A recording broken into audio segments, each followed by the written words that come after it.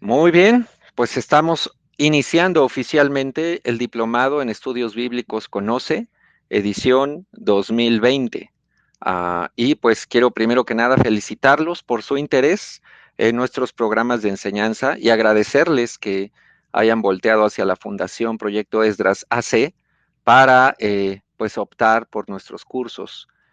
Y también especialmente quiero reconocer el esfuerzo que están haciendo, ya que en medio de esta pandemia, que jamás a nuestra generación nos había tocado vivir algo así, en medio de esto ustedes quieren aprender, ustedes se están esforzando, tanto financieramente como en tiempo, para dedicar pues un rato a estudiar la Biblia más a fondo, aprender. Felicidades por esa decisión. Los instructores y yo vamos a hacer lo mejor de nosotros para que ese deseo que ustedes han tenido sea recompensado y se lleven lo más que puedan a su mente y a su corazón. Hoy iniciamos el módulo 1 que se llama Bibliología. Y recuerden, cada módulo tiene una serie de clases. Hoy tenemos la primera clase que se llama ¿Cómo se formó la Biblia?, donde vamos a revisar el tema de la canonización de las escrituras, cómo es que la Biblia llegó a nuestras manos. Y para los que acaban de conectarse, recuerden que la comunicación con el instructor va a ser vía chat. Ustedes no pueden abrir ni cámara ni micrófono. Cualquier duda, cualquier problema, dígame vía chat y yo de esa manera aquí lo tengo a la vista, yo lo atiendo. Va a haber tiempo para preguntas, igualmente si hay preguntas durante la clase, anótenlas. Cuando venga el bloque de preguntas las pueden hacer sin problema y no tengas miedo a preguntar lo que sea. Aquí no estamos para demostrar si uno sabe más que el otro, partimos de que todos quieren aprender y todos queremos aprender, entonces escriban y pregunten lo que quieran, no hay ningún problema. Ustedes están pagando este curso para aprender, para conocer, entonces todas tus dudas las debes expresar, ¿ok? Para, pues a manera de introducción, vamos a ver un video. Al hacer esta transición a video, posiblemente en las aplicaciones móviles de repente no lo veas, está ahí, hay un botoncito donde te permite ver o la presentación o la cámara o un video que se esté reproduciendo. Nada más vele picando ahí a la aplicación y lo vas a encontrar. Para los que están usando computadora, pues va a aparecer a donde está la presentación, ahí va a correr el video. Vamos a verlo y regreso con ustedes.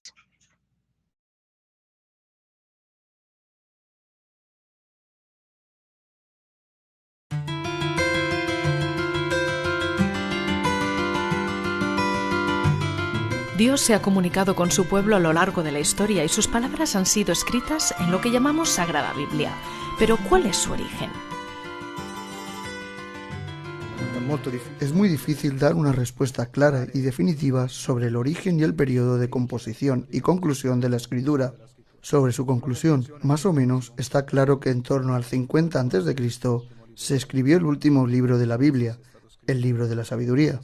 Pero determinar bien las fuentes y el periodo es muy difícil. La Biblia ha sido objeto de muchas transformaciones a lo largo del tiempo. Sabemos que los materiales antiguos sobre los cuales se escribía eran la piedra, el barro, el pergamino, el papiro e incluso el metal. Son fundamentalmente estos materiales utilizados para la escritura en la antigüedad. Descubrimientos arqueológicos prueban la veracidad de la Biblia. En 1948 tuvieron lugar los primeros descubrimientos de estos rollos en las grutas de Qumran, cerca del Mar Muerto. Los manuscritos del Mar Muerto nos llevan a casi 1000 años atrás respecto al texto bíblico. Se descubrieron unos 900 rollos, de los cuales un tercio son textos bíblicos y 2/3 textos extrabíblicos o rollos que no forman parte del texto de la Biblia. Por otra parte, la importancia que se da al hecho de que tenemos un testimonio directo de un periodo que hasta ahora era desconocido. Una testimonianza directa de un periodo que fino ahora era sconosciuto. La palabra Biblia viene del griego, significa libros. Esta colección de textos sagrados fue escrita inicialmente en hebreo. La traducción al latín, llamada Vulgata, fue llevada a cabo por San Jerónimo en el siglo IV. San Jerónimo es importante porque llamó la atención de los cristianos sobre la importancia del texto hebreo, dado que la lengua hablada en aquel momento era el griego a causa del fenómeno de helenización ya difundida en Oriente Medio. y él destacó la importancia del texto hebreo. Propuso una nueva traducción de la Biblia latina que unía la tradición hebrea con la griega. Esta es la importancia de San Jerónimo para la Biblia. Gracias a la contribución de San Jerónimo, tenemos un gran número de traducciones de la palabra de Dios. Por lo que he podido ver, en el mundo existen 7.000 lenguas, y la Biblia ha sido traducida más o menos a la mitad de ellas, a 3.000 o algo más de 3.000. Una riqueza histórica, arqueológica y divina. Esto es en la Sagrada Biblia.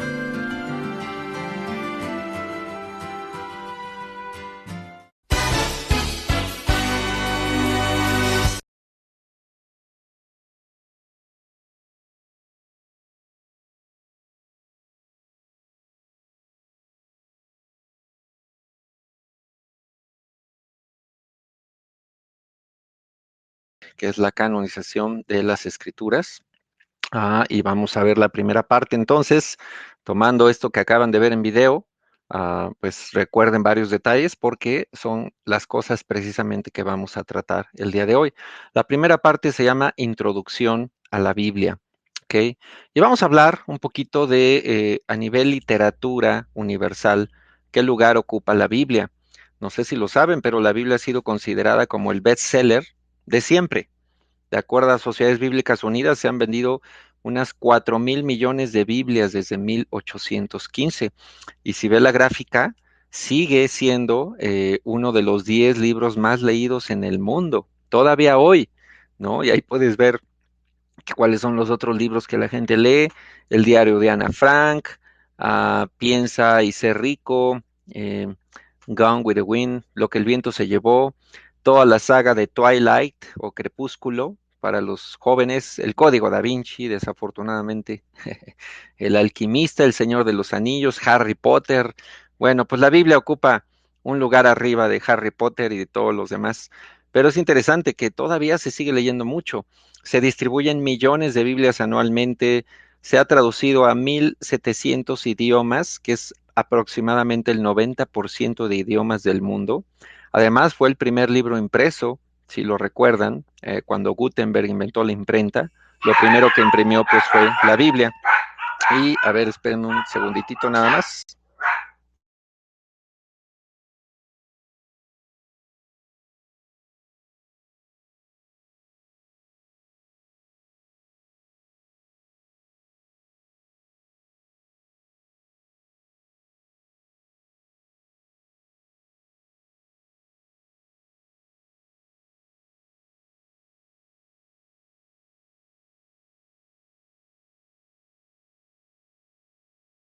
Es que ha sido el primer libro impreso por Gutenberg y también que es el libro que ha tenido más copias a mano que cualquier otro libro antiguo. Pero también ha sido el libro más atacado. Por ejemplo, Thomas Brown. Aquí voy a citar algunos autores escépticos hacia la Biblia. Thomas Brown dijo: esta es una obra demasiado dura para los dientes del tiempo y no podrá perecer sino en las llamas generales, cuando todas las cosas queden reducidas a cenizas. Bueno, esos eran sus buenos deseos para la Biblia. Otro hombre llamado Thomas Paine dijo: siempre que leemos las historias obscenas, las orgías voluptuosas, las ejecuciones crueles, la venganza implacable que llenan más de la mitad de la Biblia, nos parece que sería más lógico considerar esta como la palabra de un demonio más bien que la palabra de Dios. Es una historia de maldad que ha servido para corromper y embrutecer al género humano. Hay gente que piensa esto. Tal vez tú eras uno de ellos antes de convertirte en un discípulo, o tal vez hoy mismo que estás en el proceso de conocer, tal vez tú también has pues pensado así, que en algún momento la Biblia es una obra de hombres, que está corrupta, que ha sido cambiada, como dice mucha gente, que le han metido mano negra y bueno, he oído tantas cosas que dicen de la Biblia. Normalmente la gente habla así de la Biblia, pero la gente no lee la Biblia. Le gusta repetir lo que otros dicen, o lo que ven en videos de YouTube, o lo que leen en revistas que critican a la Biblia. Pero finalmente, sí, es el libro más atacado en todo el mundo, ese es un hecho. Pero también, hablando de libros sagrados de las diferentes religiones, es el libro sagrado más complejo. ¿Por qué? Porque no tiene ni editor ni editorial. Los autores fueron 50 autores independientes de 20 oficios distintos que escribieron en 10 países diferentes, y el periodo de escritura se calcula que fue aproximadamente de 1600 años. Ese es el periodo en que se escribe la Biblia. 3 idiomas fueron los que se usaron. A ver, díganme, chat, ¿quién de ustedes sabe cuáles son los 3 idiomas en los que se escribió la Biblia originalmente? Vamos a ver cómo andamos de conocimientos generales. Ok, arameo fue uno, ya lo están diciendo. Oh, muy bien, muy bien, muy bien, ya nos bombardearon con respuestas. Exactamente, griego, arameo y hebreo. Son los 3 idiomas principales: griego, el Nuevo Testamento; hebreo y arameo, el Antiguo. La mayoría es hebreo. Hay un pequeño porcentaje en arameo y también hay fragmentos de arameo en el Nuevo Testamento. Ahí tienes, alguien ya se puso a contar los personajes, los capítulos, los versículos, hasta las letras. Y otra cosa interesante es que la Biblia reúne todos los géneros literarios que había en el mundo antiguo: prosa, poesía, romance, misterio, biografía, historia, quitando el aspecto religioso. Nada más desde el punto de vista literario, la Biblia es una obra de arte. Nada más por eso la gente debería querer estudiar la Biblia, porque literariamente hablando es un libro muy rico en géneros, en estilos, en periodos de la historia. Es lamentable que hay gente que ni siquiera por eso le interesa estudiar la Biblia, prefieren leer Don Quijote de la Mancha, en lugar de leer la Biblia. Y bueno, es un libro literariamente muy, muy valioso. Aquí hay una tablita. Todas estas tablitas se las vamos a dejar disponibles en su cuaderno de trabajo, pero también en Canvas. ¿Ok? Aquí tenemos una tabla que hicimos hace años, donde viene cada autor de los libros del Antiguo Testamento, qué libros se escribieron o qué fragmentos de libros se escribieron, la fecha aproximada de escritura y el oficio al que se dedicaban. Y bueno, ahí puedes comprobar lo que te dije, que pues eran personas muy diversas. Hay, por ejemplo, Moisés, que era un príncipe, un pastor. Tenemos a Samuel, que era un profeta. ¿Quién más? Tenemos a Abdías, que era otro príncipe. Hay sacerdotes, hay coperos, hay personas de diversos oficios, y también puedes ver ahí qué escritos ellos lograron y con esos contribuyeron a la Biblia. Por ejemplo, el rey David escribió gran parte de los salmos, pero no todos. Salomón escribió también una buena parte de proverbios, algunos salmos, cantares. Puedes ver ahí, está muy interesante esta lista, chécala con calma y vas a poder identificar para cada libro del Antiguo Testamento su autor, el periodo aproximado y el oficio al que se dedicaban. Y como ves, era gente muy diversa y de épocas diferentes que no se conocieron entre sí la mayoría. ¿Y cómo es posible que la Biblia entonces tenga una congruencia y tenga una unidad si es gente que escribió en diferentes periodos? Eso es impresionante. Ahora, ¿cómo se compone el Antiguo Testamento? Se sabe que son 39 libros, es lo que el canon de la Biblia nos muestra, que fueron escritos entre 1500 al 400 antes de Cristo. Es decir, en la fecha más conservadora se cree que, por ejemplo, los primeros libros de la Biblia, que es el Pentateuco, lo que escribió Moisés y también lo que escribió Job. Bueno, Job, la historia de Job es realmente el autor es Moisés. Él escribe los primeros libros del Antiguo Testamento, fueron aproximadamente en el 1500 antes de Cristo. No significa que en esa fecha pasó el Éxodo, pero eso es cuando fue escrito todo eso, ¿ok? El último libro del Antiguo Testamento, el libro de Malaquías y también los libros de Esdras y Nehemías, que se dan aproximadamente en el 400 antes de Cristo, ¿ok? ¿Y en qué se escribe el Antiguo Testamento? Piedra. A ver, ¿qué parte del Antiguo Testamento se escribió en piedra? ¿Quién de ustedes me recuerda? ¿Qué parte del Antiguo Testamento se escribió en piedra?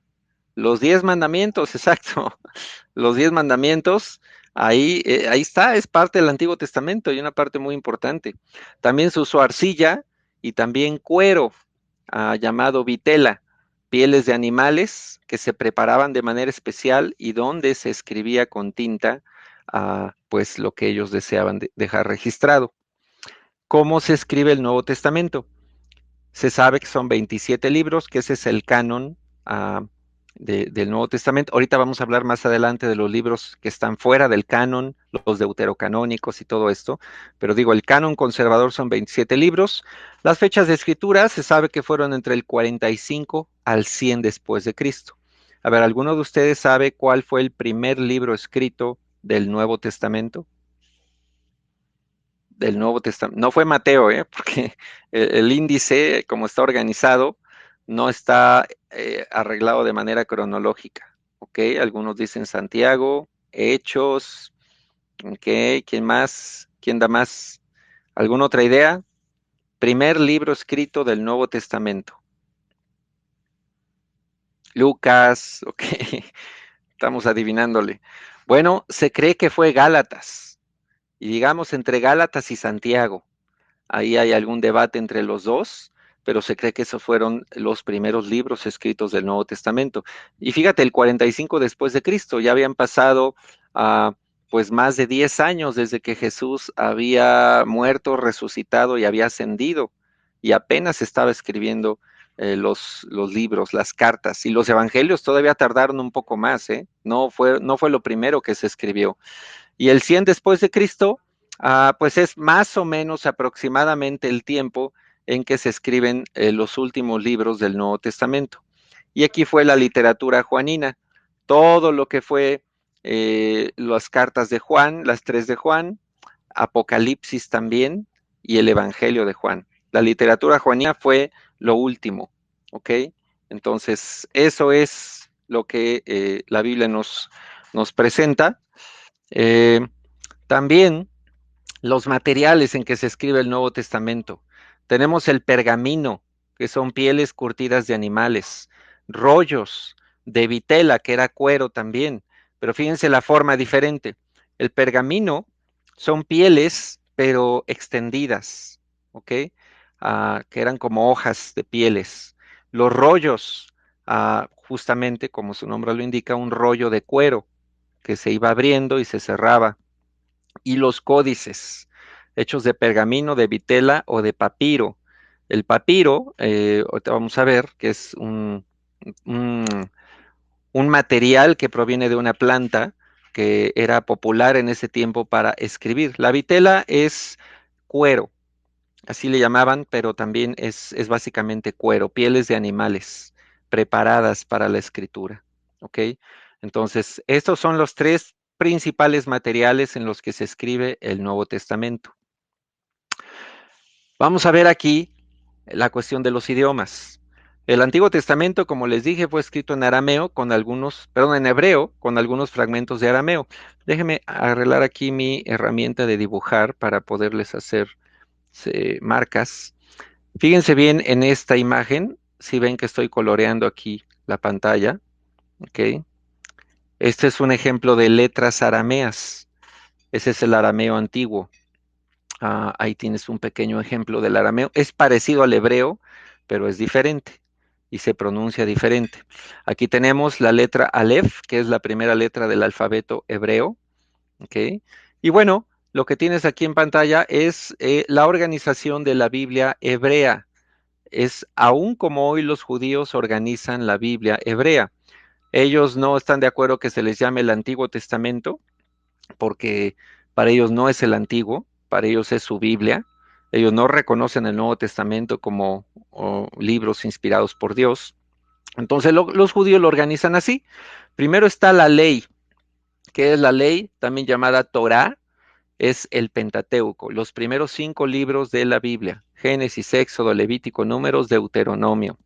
Así que cuando veas en el Nuevo Testamento referencias a lo que la ley dice o en la ley se dijo o está violando la ley, los judíos se referían a esos primeros 5 libros del Antiguo Testamento. También está la sección de los profetas, en hebreo Nebim, que significa profetas, donde se organizan en 2 bloques, los anteriores y los posteriores, ¿ok? Básicamente por cuestiones históricas, Josué, Jueces, los 2 de Samuel, 2 de Reyes, los posteriores, Isaías, Jeremías, Ezequiel y los 12, que son los 12 profetas menores, no porque eran más jóvenes de edad, sino porque los libros son más cortos. Luego tenemos las escrituras llamadas Ketubim o escritos, divididas primero en los libros poéticos. ¿Cuáles son estos? Los de género de poesía, como Salmos, Proverbios, Job. Esos libros son de poesía. Obviamente traen verdades divinas, pero en forma poética. Luego tenemos los 5 rollos, Cantares, Ruth, Lamentaciones, Esther, Eclesiastés. Los históricos, Daniel, Esdras, Nehemías. Esdras, Nehemías en la Biblia hebrea aparece como un solo libro, no como dos. En las Biblias cristianas aparece como 2 libros. Y Crónicas, los 2 de Crónicas. Y la Biblia completa se llama Tanaka, o también la Biblia, que son las iniciales de Torah, Nebim y Ketubim. Así que esto es el concepto de la Biblia hebrea, así es como hoy los judíos todavía manejan el Antiguo Testamento, que para ellos, como les dije, no es antiguo, es su Biblia. Ahora, el Nuevo Testamento fue escrito en griego koiné o kiné. He oído las dos pronunciaciones por gente que habla griego antiguo o que conoce el griego antiguo. Aquí tenemos un ejemplo de este tipo de griego. No es igual al griego moderno. No nos confundamos. La lengua griega moderna es diferente al griego antiguo. Tal vez como también nuestro español moderno, pues es diferente al español de la época de la colonia. No sé si has leído libros que traen español antiguo de la época de la colonia. Hay cosas que ni se entienden, ¿verdad? Pero bueno, así es parecido también en Grecia. Esta es la letra alfa en el dialecto griego koiné o kiné, que era un griego popular, el griego del pueblo. Ahora, también hay que diferenciar, estaba el griego clásico de la época de esplendor griega y estaba el griego de la época del Nuevo Testamento, que era el griego del pueblo, el griego del mundo helenístico, uh, que ese idioma se convirtió en el mundo antiguo como el inglés es hoy. Se dice que si sabes inglés, se te abren las puertas del mundo. Y sí, es cierto, ¿no? Si sabes inglés, puedes moverte en todo el mundo. Entonces, en tiempos del Imperio Romano, el griego era ese idioma. Aunque el latín era el idioma oficial del Imperio Romano, pero como ya el mundo que conquistaron ellos estaba helenizado, había sido influenciado por la cultura griega, pues se hablaba el griego y ellos también lo hablaban. Así que eso era el griego. Aquí tenemos un Nuevo Testamento griego, uh, que básicamente recopila pues los hallazgos en los papiros más recientes y antiguos del Nuevo Testamento y lo convierten en un Nuevo Testamento antiguo, griego original, que está disponible para el público. ¿Okay? Vamos a ver un ejemplo de todo esto que estamos hablando. Mateo 5:18 dice, porque de cierto os digo, hasta que pase el cielo y la tierra, de ningún modo pasará una jota ni un trazo de letra de la ley hasta que todo se haya cumplido.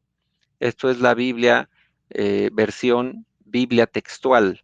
No sé si la conocen, pero a mi gusto, a mi parecer, es la pues traducción más literal que hay disponible en español de los idiomas antiguos. Todavía hay una más literal que son el Nuevo Testamento interlineal, el Antiguo Testamento interlineal. Pero digamos que la versión comercial más literal vendría siendo esta, la Biblia textual. Y aquí en esta versión, Jesús está hablando, dice, no pasará ni una jota, ni un trazo de la ley hasta que todo se haya cumplido. Y Jesús se refería al idioma arameo, porque él hablaba en arameo.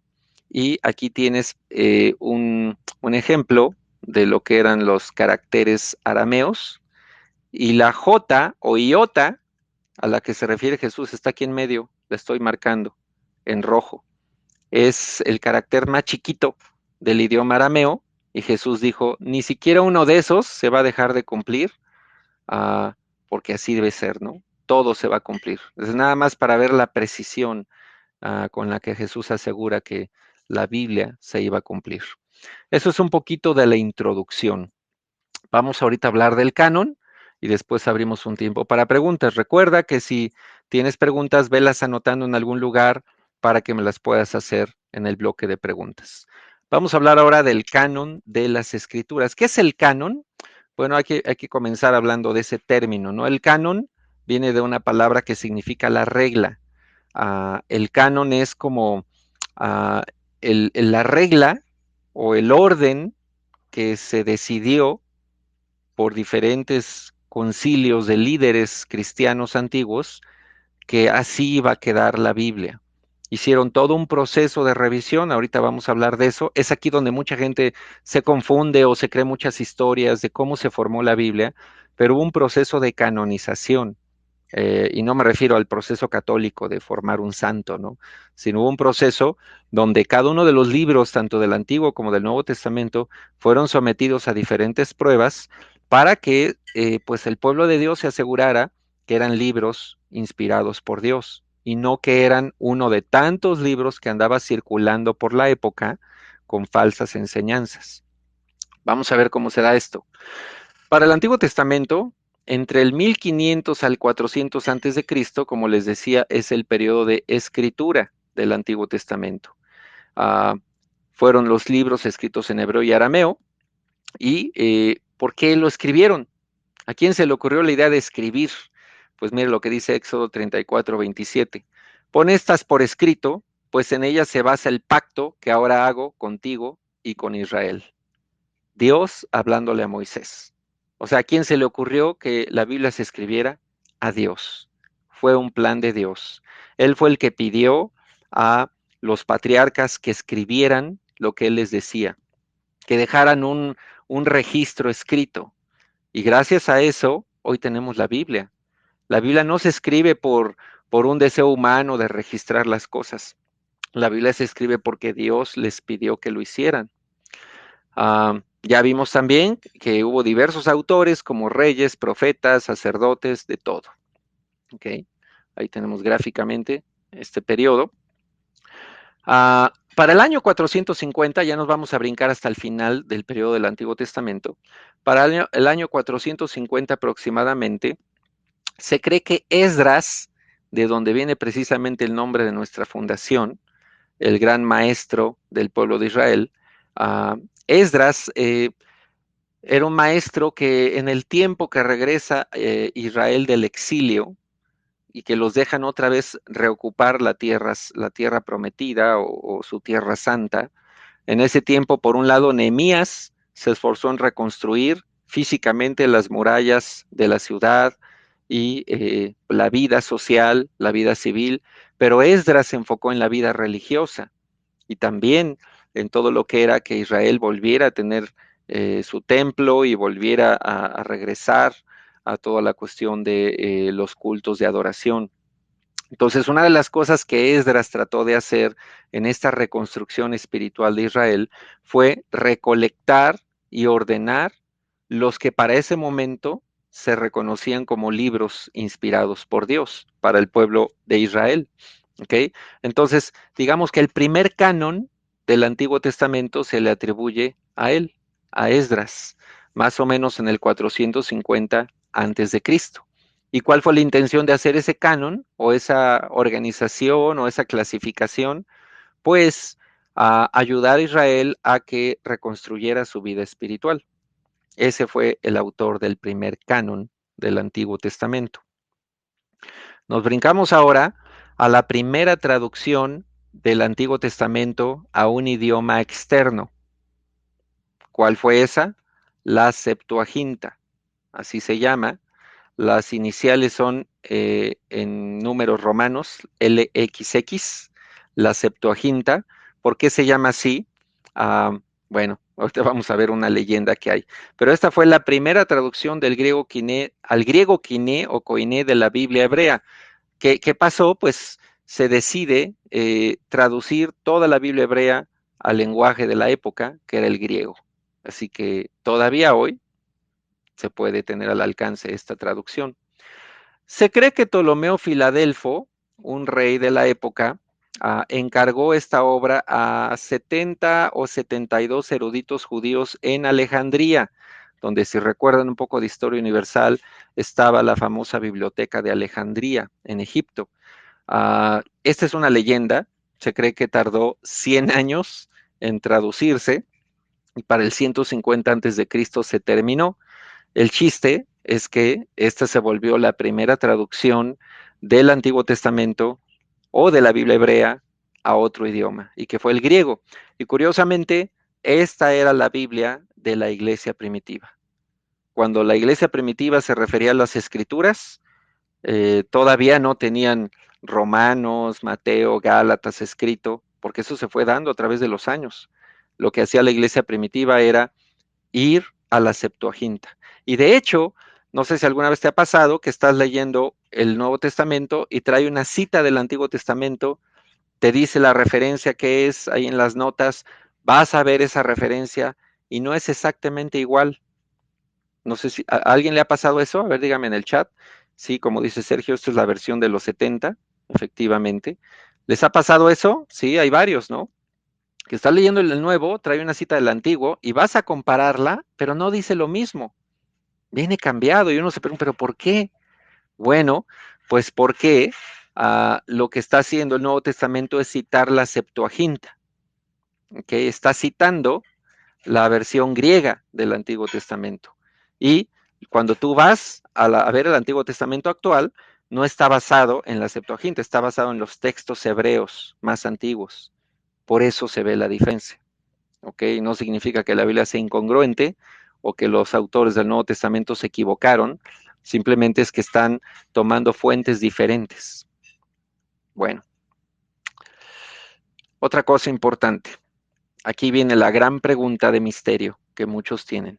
¿Y qué pasa con los apócrifos? Bueno, entre el año 250 antes de Cristo al 100 después de Cristo, se escribieron varios libros que son conocidos como apócrifos, del griego apócrifa, que significa cosas ocultas. ¿Ok? Son libros que escribió principalmente, pues fueron los judíos, el pueblo judío, escribieron estos libros en ese periodo, pero pues tienen algunos errores históricos y también algunas contradicciones bíblicas. No son libros que se consideran inspirados por Dios, y por lo tanto no tienen una autoridad divina. Por ejemplo, esto es lo que también se llaman los deuterocanónicos. Ahorita les explico por qué se llaman así. Pero vamos a ver este fragmento de Segunda de Macabeos 15, 37 al 39. Estos libros no aparecen en todas las Biblias. A ver, díganme ustedes, ¿quién sabe de ustedes en cuál es el único tipo de Biblia donde aparecen los libros deuterocanónicos o también llamados apócrifos del Antiguo Testamento y que aparecen como parte de la Biblia? La católica, exacto. Todas las Biblias católicas, la Dios habla hoy, originalmente fue una edición católica en 1979 o 77. Entonces, todas las Biblias católicas traen los deuterocanónicos. Cuando nuestra iglesia empezó en 1987, yo me bauticé en 1990, usábamos como versión base la Dios habla hoy. Yo recuerdo recién bautizado, consiguiendo mi Biblia versión Dios habla hoy, y era una versión autorizada por el CELAM, el Consejo Episcopal Latinoamericano, y era una Biblia católica, y adentro venían los deuterocanónicos, y nunca me explicaba por qué usábamos una Biblia con deuterocanónicos, una Biblia católica, pero bueno, fue la versión que los misioneros tomaron porque era la más accesible a las personas. La Reina Valera muy complicada por el español antiguo y fuera de uso. Pero bueno, fíjense bien cómo se ve un fragmento de libros deuterocanónicos. Y fíjense bien, ahorita me van a decir ustedes qué notan de diferente. Piensen en los libros que han leído de la Biblia, los profetas, los patriarcas, ¿no? O los libros del Nuevo Testamento. Y fíjense qué notan de distinto en este fragmento. Dice, así sucedieron las cosas relativas a Nicanor. Desde entonces, la ciudad ha estado en poder de los hebreos, y yo termino aquí mi narración. Si está bien escrita y ordenada, esto fue lo que me propuse. Si es mediocre y sin valor, solo eso fue lo que pude hacer. Así como no es agradable beber vino ni agua solos, en tanto que beber vino mezclado con agua es sabroso y agradable al gusto. Del mismo modo, en una obra literaria, la variedad del estilo agrada a los oídos de los lectores. Y con esto termino mi relato. ¿Qué sienten, qué perciben de diferente comparado con la literatura del canon bíblico, que seguramente pues han leído? A ver, dígame chat, les voy a dar un minutito para que escriban qué perciben de diferente. No se menciona a Dios, muy humano, inspirada por hombres, la inseguridad con la que escribe, ¿ok? Como una vivencia personal, quiere agradar a los lectores, se disculpa, el autor se disculpa por lo que escribió. Eso no lo vas a encontrar en Isaías o en Jeremías. Animar al alcohol, dice otro por ahí. Muy bien. Describe que pudiera ser mediocre y sin valor. O sea, él mismo está diciendo que lo que escribió a lo mejor es mediocre. Es cierto, está bien, gracias, ya se dieron cuenta, ¿no? ¿Qué puedes ver aquí? La evidencia de que estos libros no tienen esa autoridad divina. Ah, cuando tú lees un libro del canon bíblico, dice, el Señor afirma, el Señor dijo, esto es lo que Dios nos pide, esto es la voluntad de Dios. Pero cuando lees uno de los libros deuterocanónicos, esto es lo que encuentras. Son narraciones humanas, son escritos que hicieron personas que eran parte del pueblo judío, pero que eran más escritos de tipo histórico, estaban narrando lo que les estaba pasando. Y especialmente los libros de Macabeos son libros históricos que narran eventos de la época. ¿Okay? Bueno, ¿qué sucedió a través de la historia? La reforma protestante, el movimiento de reforma protestante, eh, fue con Martín Lutero, 1500 y tantos, fue quien sacó o más bien quien determinó que estos libros iban a ser considerados como de segundo nivel. Y ahí viene la palabra deutero, que significa segundo nivel. Pero el contraataque católico contra la reforma protestante en el Concilio de Trento de 1546, a manera de revancha, los levantó como inspirados por Dios. Y a partir de ahí se incluyeron como libros oficiales en las Biblias católicas y las Biblias protestantes los quitaron porque consideraron que no estaban inspirados. Entonces, en esa batalla entre católicos y protestantes, pues ahí aparecieron los deuterocanónicos. ¿Sirven de algo? Sí, claro. Son útiles para comprender el periodo intertestamentario. ¿Cuál es ese periodo? Si vemos aquí en nuestra línea de tiempo, sería el periodo entre el año 450 antes de Cristo hasta por acá, el año 40 y tantos, cuando se escribe el primer libro del Nuevo Testamento, ¿no?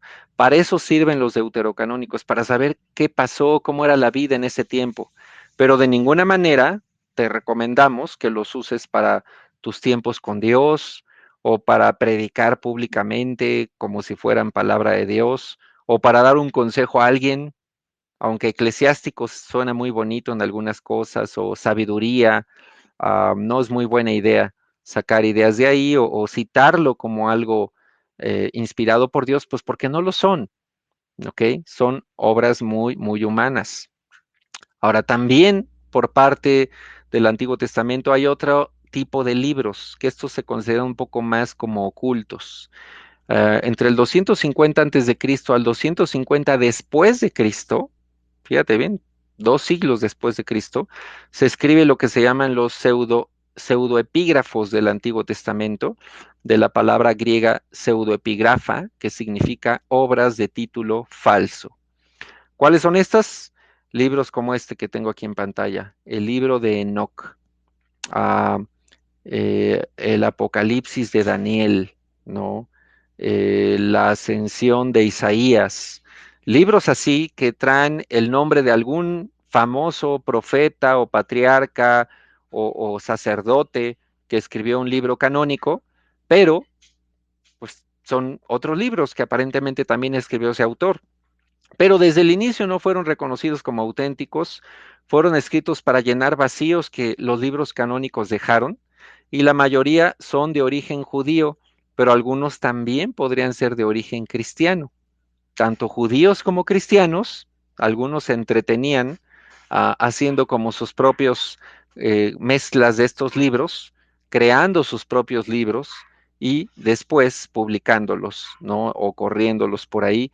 Pero, por ejemplo, escribían la ascensión de Isaías en el año 100 después de Cristo, cuando Isaías llevaba cientos de años de muerto, ¿no? Ese es el tipo de libros que entran en esta clasificación y se llaman pseudoepígrafos del Antiguo Testamento.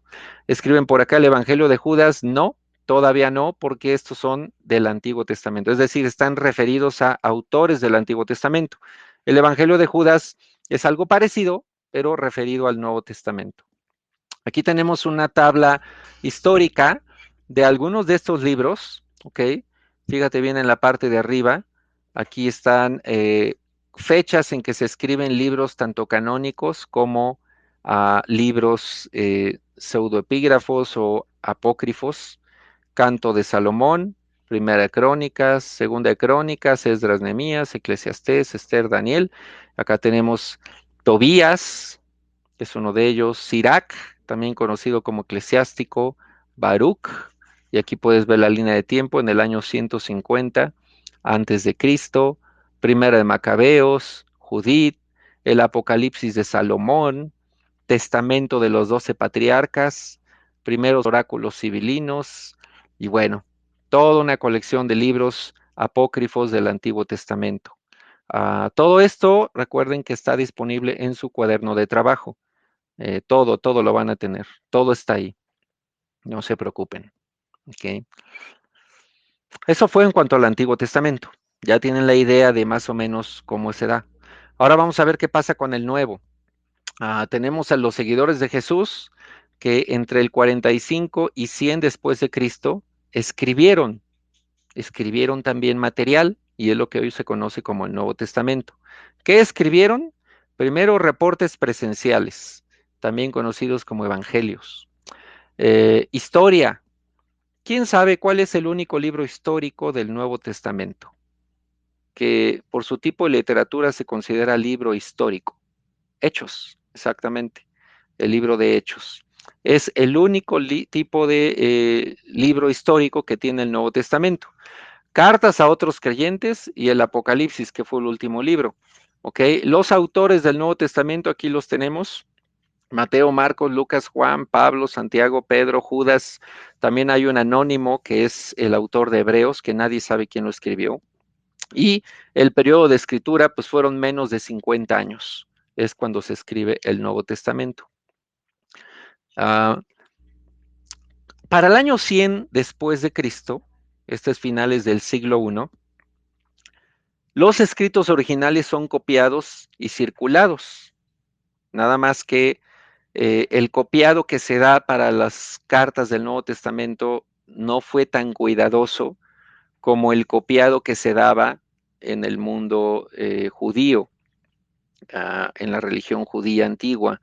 Los judíos, y antes que llamarles judíos, los israelitas seguían leyes muy estrictas de copiado de sus escritos sagrados, tanto que cuando un escrito sagrado, un rollo o algo así, se dañaba y ya no podía ser útil para la lectura, se seguía toda una ceremonia de incineración, pero antes de eso se tenía que copiar y había reglas muy estrictas. Había un grupo de personas llamados los masoretas, que eran como copistas profesionales de la Biblia y tenían sus reglas y eran checada palabra por palabra, letra por letra, signo por signo, todo tenía que ser muy bien y si algo fallaba rompían eso y volvían a empezar, o sea, eran muy estrictos. Entonces, pues las copias hebreas del Antiguo Testamento son muy confiables en ese sentido, son muy precisas, pero no pasó así con el Nuevo.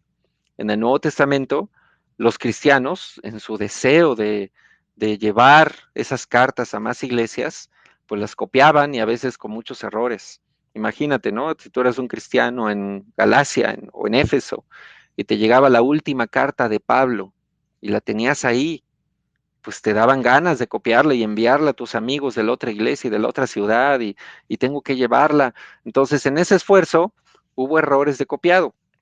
Para el 150 después de Cristo aproximadamente, ya se le conocía como el Nuevo Testamento. ¿Ok? Bueno, creo que me reportan algunos problemas. no se escucha bien, hay problemas con la transmisión. ¿Están escuchando bien los demás? Díganme vía chat. Sí, sí, sí, ok. Entonces, fíjense bien, este es un ejemplo. Cuando uno no escucha bien y los demás sí, entonces es un problema local. Cuando la mayoría no escucha bien, entonces ya es un problema del sistema o de mi parte. Entonces aquí más o menos ya nos damos cuenta cómo funciona esto, ¿ok? Aquí tenemos entonces una carta cronológica del Nuevo Testamento. También esto está disponible en Canvas, donde tenemos los periodos de escritura. Aquí pasan los eventos principales en la vida de Jesús.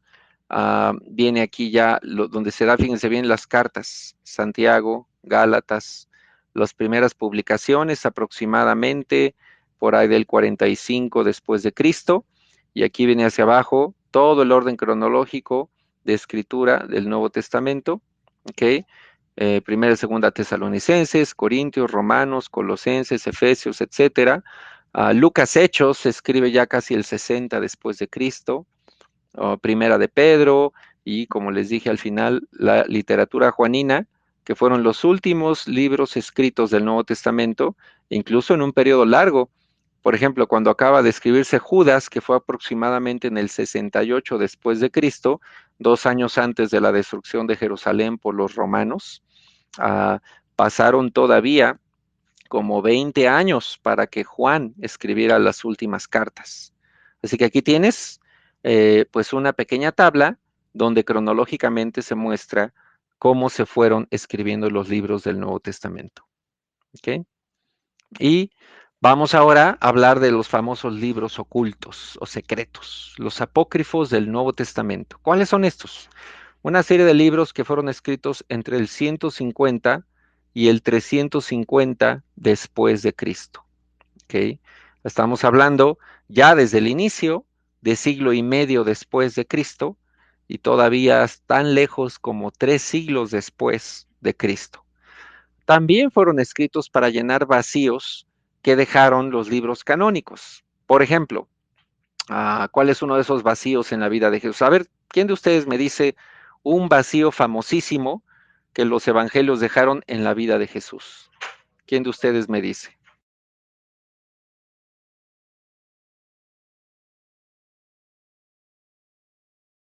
¿Okay? La infancia, la niñez, infancia, adolescencia, niñez. ¿Hasta qué edad se supone que Jesús comienza a predicar?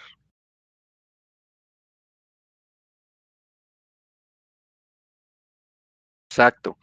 Entonces, de la última referencia que tenemos sobre lo que fue la vida de Jesús en los evangelios, antes de su edad adulta, es cuando era un adolescente, como a los 12 años de edad, cuando se pierde en el templo. Y de ahí, de repente, ya aparece hasta que ya es un adulto y anda predicando, empieza su ministerio, es tentado por Satanás. Fueron muchos años. Ese es un vacío que dejaron los evangelios. Entonces, los apócrifos justamente intentaron cubrir ese vacío con leyendas fantásticas, con historias extrañas, con relatos oscuros, pero lo intentaron, ¿no? Fue como su esfuerzo por hacerlo.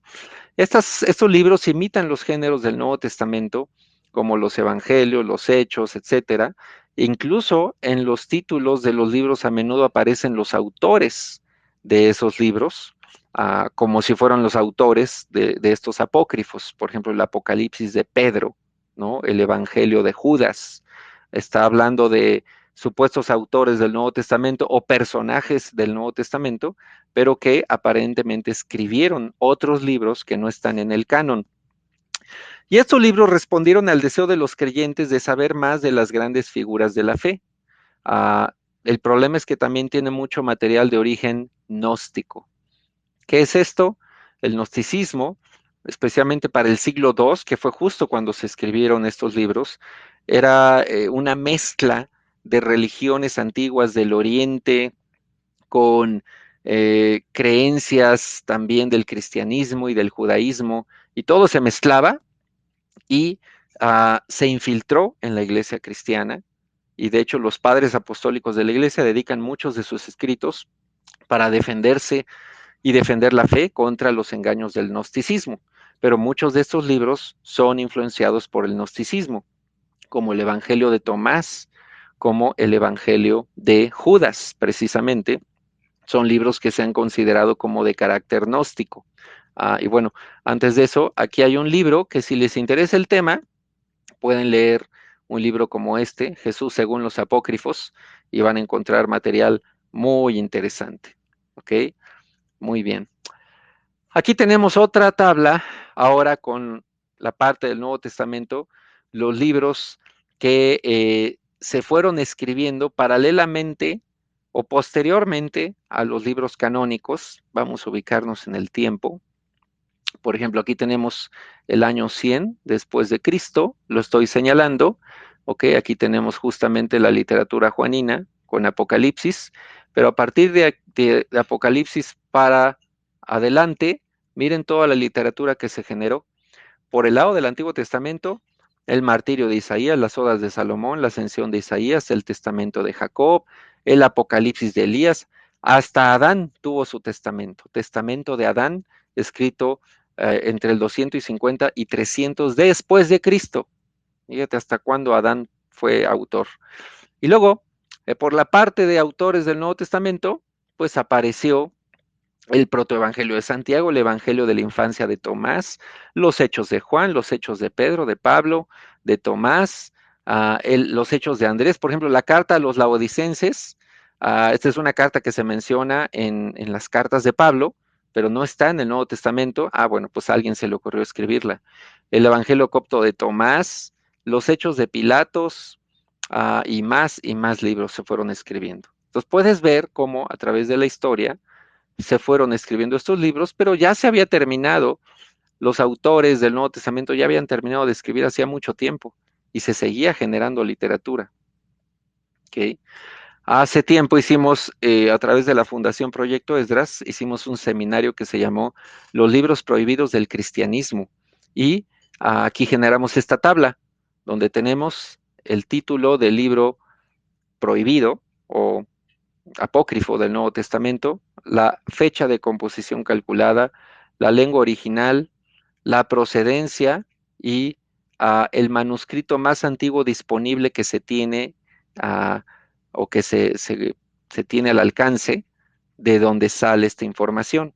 Entonces aquí viene toda la lista. Mira que tenemos una tabla con 25 libros desde el siglo V después de Cristo, que es bastante lejos, siglo XIV después de Cristo en latín, ya es muy lejos de la época de la iglesia primitiva, y bueno, aquí el 800 después de Cristo, 8 siglos después, escriben el Evangelio de Pedro.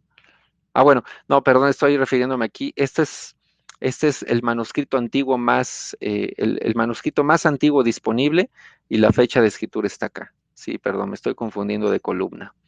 Bueno, aquí está la composición.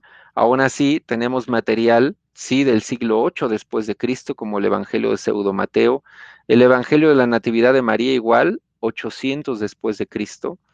Son libros muy lejos de la época que supuestamente describen, y sin embargo, pues escribieron, y curiosamente, entre los que atacan al cristianismo, usan este material para atacar al canon de la Biblia, para atacar a la iglesia cristiana.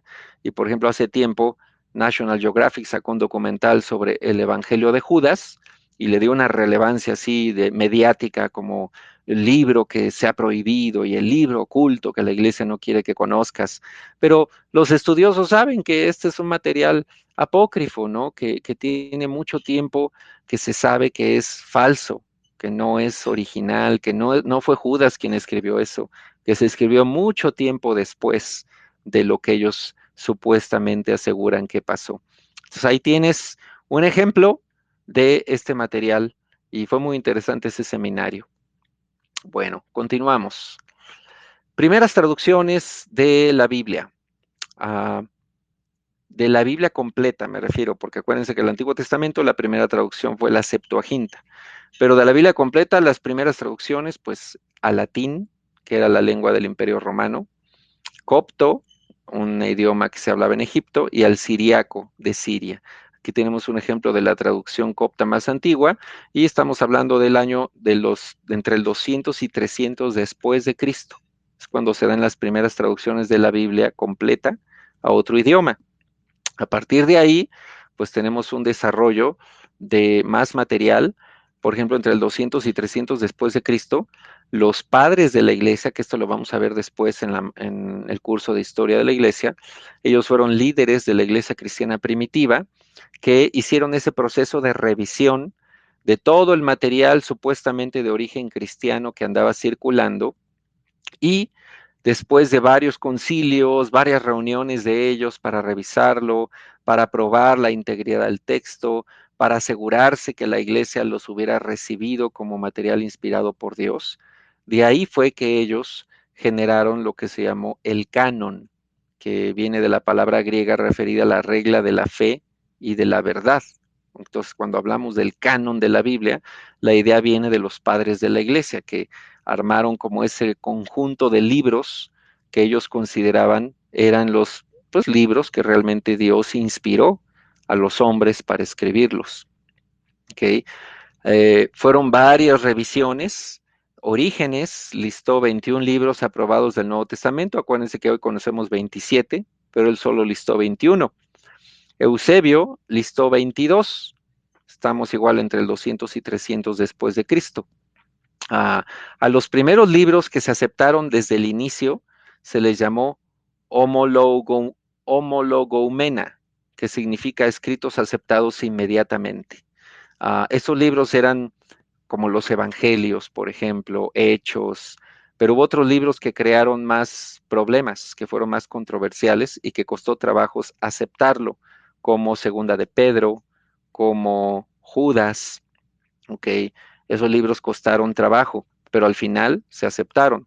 Para el año 313 después de Cristo, se legaliza el cristianismo por el emperador Constantino, y los libros del Nuevo Testamento pues ya están circulando ampliamente a través del Mediterráneo.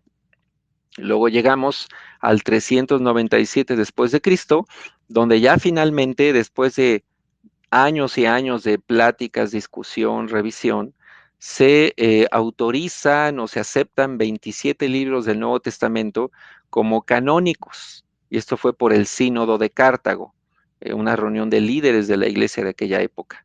¿Y cuál fue uno de los temas para poder aceptar estos libros? Pues el tiempo de uso por los seguidores de Cristo.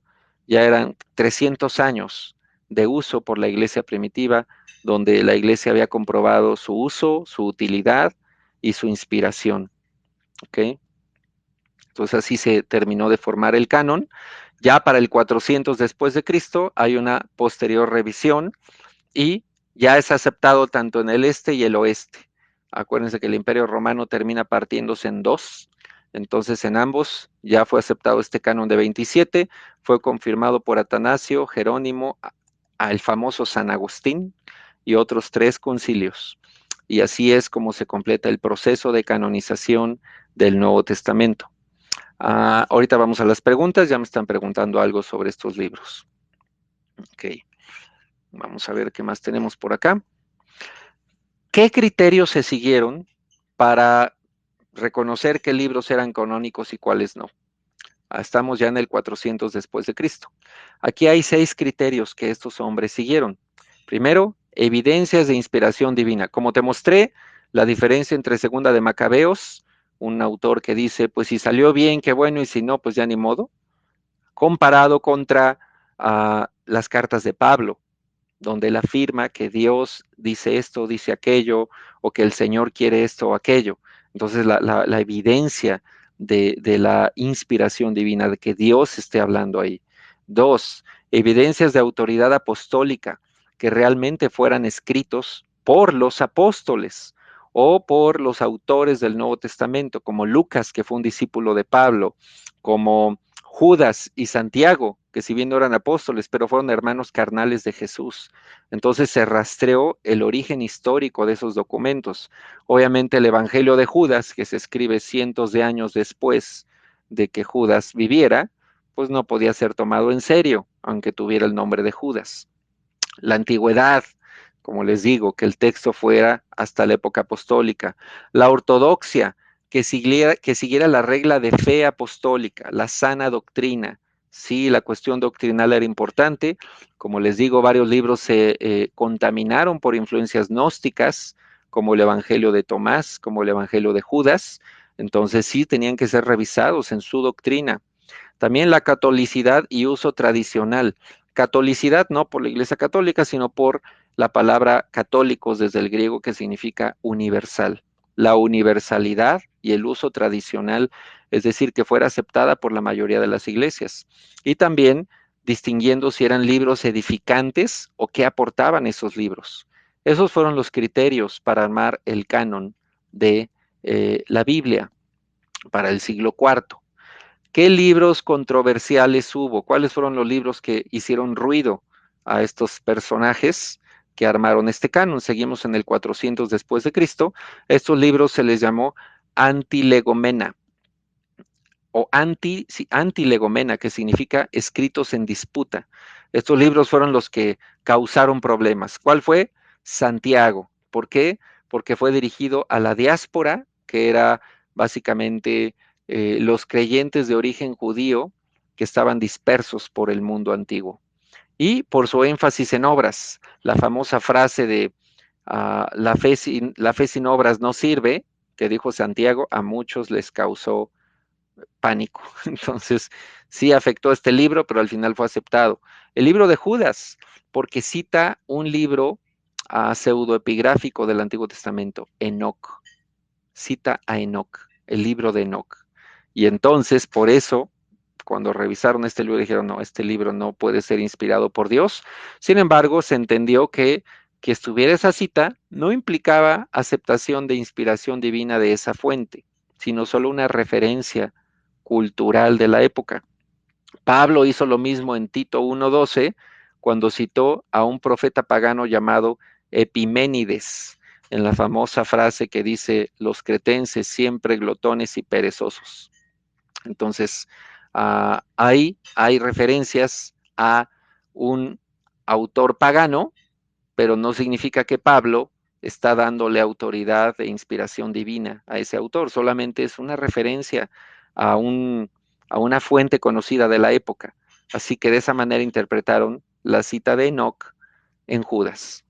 Segunda de Pedro, porque el estilo de Segunda de Pedro es diferente a Primera de Pedro y de hecho es muy parecida a Judas, parece que es una copia de la carta de Judas. Hebreos, porque nadie sabía quién lo escribió. Sin embargo, afirmó autoridad divina en Hebreos 2, del 2 al 4. Segunda y tercera de Juan y Filemón, porque eran muy cortas y de poco interés general, pero en verdad son cartas increíbles. Filemón tiene un mensaje impresionante sobre la cuestión de la esclavitud y el cambio en las relaciones unos a otros cuando Cristo está en medio. Y Apocalipsis, porque una secta falsa lo usaba mucho. Sin embargo, la autoría de Juan es clara. Así que estos libros son los que causaron problemas.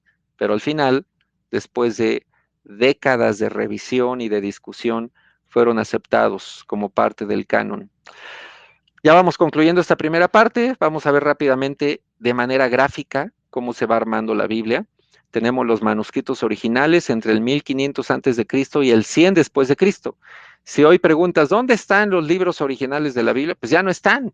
Ya no existe ninguno de estos manuscritos. Solo tenemos copias disponibles. Ajá. Luego tenemos la contribución enorme que hicieron los rollos del Mar Muerto y los manuscritos recién descubiertos. Yo tuve la oportunidad de ir a Israel hace muchos años y estuve aquí frente a esta cueva, la cueva número 4 del desierto de Qumran, en lo que son las ruinas de un establecimiento, de una colonia de los esenios, de la secta de los esenios.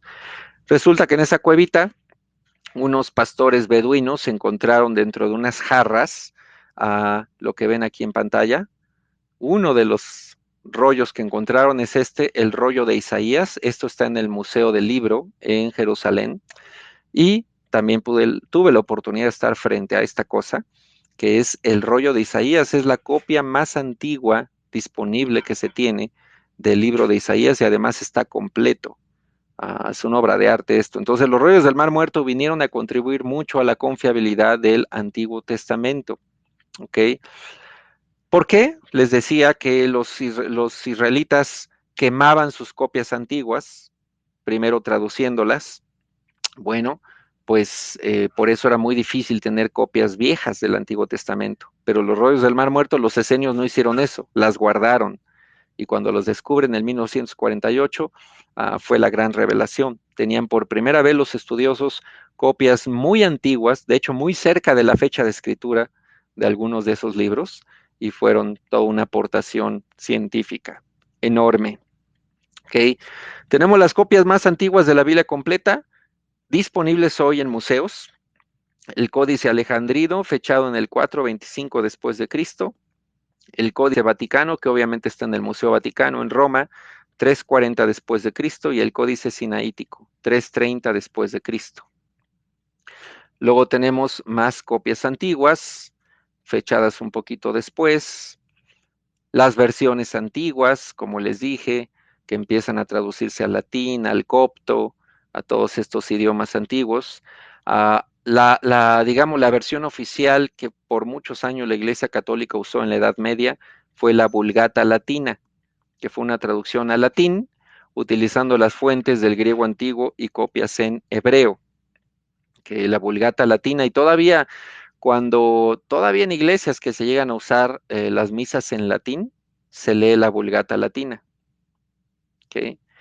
Después vino la versión de Wycliffe, en 1380 después de Cristo, que usó como fuente la Vulgata Latina para traducirlo al inglés. Obviamente no fue la mejor decisión porque pues, la Vulgata Latina es una traducción de una versión original. Lo mejor hubiera sido ir a las fuentes más antiguas, en griego, en hebreo, pero no estaban disponibles para ese momento. Tyndale, él sí, en 1525, se fue al griego antiguo, a las copias hebreas y a la Vulgata y generó su traducción al inglés. Luego tenemos la versión King James, en 1611 después de Cristo, que utilizó más fuentes, griego, copias hebreas, la Biblia Génova, la Biblia Obispos. Cada traducción, pues lo que hay que fijarse es qué fuentes usa para hacer su traducción a un idioma contemporáneo. De ahí nos brincamos a versiones ya más modernas, la RSV de 1952. Ahí puedes ver cómo mientras las traducciones son más modernas, cuál es la diferencia con las traducciones antiguas, que usan fuentes más ricas y más antiguas. Aquí ya tenemos las copias más antiguas en hebreo antiguo, griego, los rollos del Mar Muerto, los manuscritos recién descubiertos. Entonces, las buenas traducciones modernas tratan de usar pues lo más que puedan de manuscritos antiguos y manuscritos recién descubiertos. Hay un artículo en Canvas que les dejo que se llama Versiones de la Biblia recomendadas en español, por la pregunta ahí de qué versión recomiendas. Les voy a dejar que lean ese artículo. Y también hay un artículo que se llama Versiones castellanas de la Biblia. Y aquí tenemos de forma gráfica, pues las versiones en español que se han generado de la Biblia. Aquí tenemos partiendo del hebreo y arameo, del Antiguo Testamento, el griego del Nuevo Testamento. Como les decía, la primera fue la Septuaginta, luego viene la Vulgata Latina. De la Vulgata hubo todas estas traducciones, al inglés, al euskera, al catalán, al francés, al castellano, ¿ok? Y por el lado del hebreo y arameo tenemos otros manuscritos en español, la Biblia de Alba y bueno, varios más. El Nuevo Testamento griego de Erasmo, que se publicó, la Biblia del Cántaro, por ahí anda la Biblia del Oso, que es muy famoso en el mundo evangélico, y de ahí ya vienen las traducciones en español, la famosa Reina Valera, la Biblia de Jerusalén, que es muy buena traducción, la Nácar Colunga, no sé si alguien alguna vez la leyó, yo tenía una de estas, la versión hispanoamericana, la Dios habla hoy, ¿ok? Y más versiones que se han generado en español, la Biblia de las Américas, que es buena traducción también, la Dios habla hoy 1979. Bueno, pues ahí está una tablita de cómo se fueron dando las traducciones en español, que va a estar disponible también en Canvas, ¿ok? Y de esa manera concluimos la primera parte de esta clase. Ahí tenemos nuestro librero con los 66 libros que componen la Biblia, organizados como están en nuestras Biblias modernas. Primeramente el Pentateuco, los libros de la ley, luego los libros históricos, todos los libros en el Antiguo Testamento que se refieren a historia, los libros poéticos, Job, Salmos, Eclesiastés, los profetas mayores y los menores, no por la juventud, sino por la extensión del libro, siendo Isaías obviamente el más largo, 66 capítulos, y los profetas menores como Malaquías, Joel son libros más cortos. Luego el Nuevo Testamento están los 4 evangelios, primero, el único libro histórico del Nuevo Testamento que es Hechos, luego las cartas paulinas, donde Pablo fue el autor, luego las cartas pastorales, que son cartas no dirigidas a iglesias, sino a individuos y de corte más personal, Hebreos, que no sabe nadie quién lo escribió, las cartas llamadas católicas, no por ser de la Iglesia Católica, sino porque la palabra católico significa universal, cartas universales o cartas generales, no dirigidas a una iglesia específica, sino como para toda la cristiandad. Y tenemos las 2 de Pedro, las 3 de Juan, Judas y el único libro de literatura apocalíptica del Nuevo Testamento, que es Apocalipsis. De esa manera cerramos el canon de toda la Biblia, y es como hoy lo tenemos en nuestras Biblias modernas. Ahora sí, dígame sus preguntas vía chat. Voy a empezar respondiendo las que ya han dejado, ¿ok? Vamos a revisar qué preguntas tienen. Ok. Algunos de estos libros contradicen la enseñanza del Nuevo Testamento. ¿Te referías a los apócrifos del Nuevo Testamento? Claro. Sí tienen contradicciones, sí tienen doctrina falsa. De hecho, hay películas modernas que se han generado a partir de estos libros. No sé si recuerdan una que se llamó Estigma. Estaba basada en el Evangelio de Tomás y presentaba una versión del Evangelio distinta y hablaba de una iglesia que oculta la verdad y todo. O el Código Da Vinci está basado en libros de corte gnóstico, también apócrifos, de donde viene la idea de que Jesús se metió con María Magdalena y que ese fue el Santo Grial, y entonces crean una película y crean una novela, y la gente le cree más al Código Da Vinci que a lo que dice la Biblia. Entonces sí hay falsa doctrina en estos libros. ¿Qué versión de la Biblia recomienda? Lean ese artículo. Yo lo que te digo es que la versión depende para qué la quieres.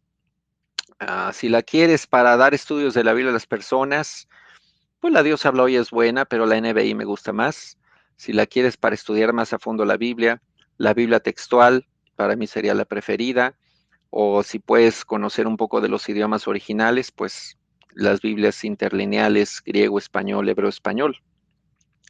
Víctor, ¿el contenido de los libros de la Biblia hebrea es idéntico o tiene variantes con respecto a los libros del Antiguo Testamento de la Biblia cristiana, independientemente del orden?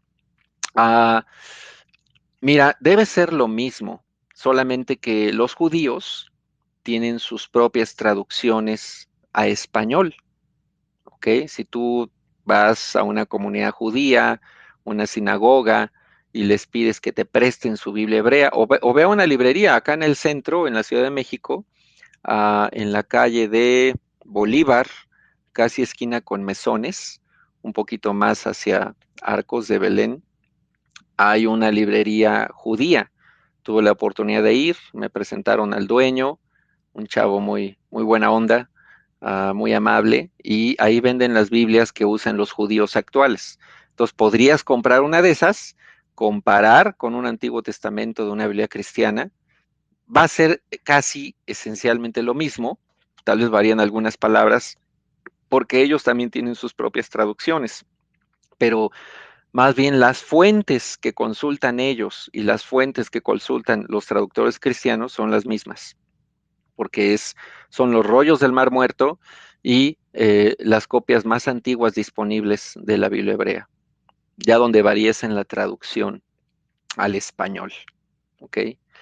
El criterio de orden de los libros del Nuevo Testamento fue histórico. El criterio del orden. Bueno, en las Biblias modernas no está organizado de forma cronológica o histórica, porque si no, tendríamos que poner Gálatas y Santiago al inicio. La clasificación en el índice moderno de las Biblias es de forma temática, no histórica. Por eso evangelios se juntan todos, aunque ni siquiera se escribió primero Mateo, luego Marcos, luego Lucas. No, es más bien temático el orden. ¿Tú has leído libros apócrifos? ¿Cuál es el que te ha resultado el más oscuro? El más oscuro y por qué. No he leído todos, he leído algunos. El libro de Enoch me gusta, de hecho. Es un libro muy interesante. Habla de los ángeles caídos y de cómo se supone que esos ángeles, los demonios, le enseñaron a los antiguos hombres el arte de la guerra, la tecnología y muchas cosas que coinciden con las famosas teorías conspiracionistas modernas. Pero está interesante ese libro, ¿eh? Me resulta muy interesante, oscuro, plantea temas complicados, tiene los nombres de los demonios, o sea, sí hay cosas raras en Enoch, pero bueno, está interesante, está disponible en internet si alguna vez lo quieres leer, nada más no te quedes clavado o clavada ahí, pero considéralo solamente así, como un libro de la época que trató de llenar un vacío. ¿Cuál es la versión más confiable del Antiguo Testamento, el texto masorético o la Septuaginta? Esa es buena pregunta. Cuando vean panorama del Antiguo Testamento van a hablar un poquito de los masoretas. Estos fueron israelitas o judíos más bien que añadieron vocales a las consonantes hebreas del texto del Antiguo Testamento y por eso le llaman la versión masoreta porque le añadieron las vocales, incluso para el nombre sagrado de Dios le añadieron vocales para poderlo pronunciar. La más confiable, mmm, la Septuaginta no es una versión en hebreo, es una traducción en griego. Entonces, si quisiéramos irnos a lo más antiguo y lo más original, el lenguaje original, pues yo consultaría mejor el hebreo, no la Septuaginta, porque al final la Septuaginta es una traducción a otro idioma.